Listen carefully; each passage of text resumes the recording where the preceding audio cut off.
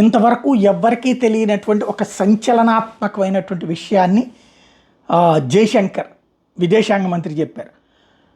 ఏంటంటే 1984లో హైజాక్ అయినటువంటి అంశానికి సంబంధించి 1984లో హైజాక్ అయిన విమానంలో తన తండ్రి ఉన్నారని చెప్పుకొచ్చారు. స్విట్జర్లాండ్లో జెనీవాలో ప్రవాస భారతీయులను ఉద్దేశించి ది కాందార్ హైజాక్ సిరీస్ గురించి మాట్లాడుతూ ఆశ్చర్యకరమైన విషయం చెప్పారు. ఈ సిరీస్ నేను చూడలేదు కాబట్టి దాని మీద నేను మాట్లాడలేను.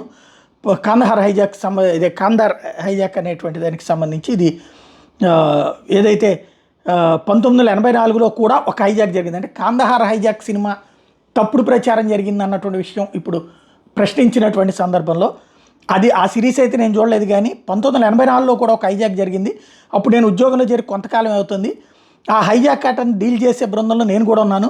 దాంతో ఇంటికి రావడం కుదరదని మా అమ్మకు ఫోన్ చేసి చెప్పాను. కానీ తర్వాత తెలిసింది ఏంటంటే ఆ విమానంలో మా నాన్న ఉన్నారని. అదృష్టవశాత్తు విమానంలో వారికి ఏమీ కాలేదు.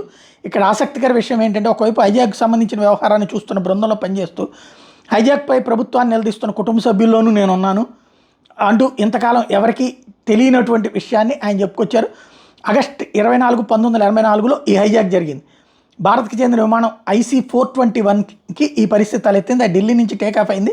చండీగఢ్ ల్యాండ్ కాగానే 7 హైజాకర్ల కాక్పిట్లోకి జొరబడ్డారు. వాళ్ళంతా ఆల్ ఇండియా సిక్ స్టూడెంట్ ఫెడరేషన్కి చెందిన వాళ్ళు. అందరి వయసు 25 లోపు. జర్నైల్ సింగ్ బ్రిందన్వాలేతో పాటు ఇతరులను విడుదల చేయాలని వాళ్ళు డిమాండ్ చేశారు. 36 గంటల పాటు విమానం 4 విమానాశ్రయాల మధ్య తిరిగింది. అలా ఎంతో ఉద్రిక్త పరిస్థితుల మధ్య చివరికి అందులోని వాళ్ళంతా సురక్షితంగా బయటపడ్డారన్నటువంటి విషయాన్ని చెప్పుకొచ్చారు ఆయన.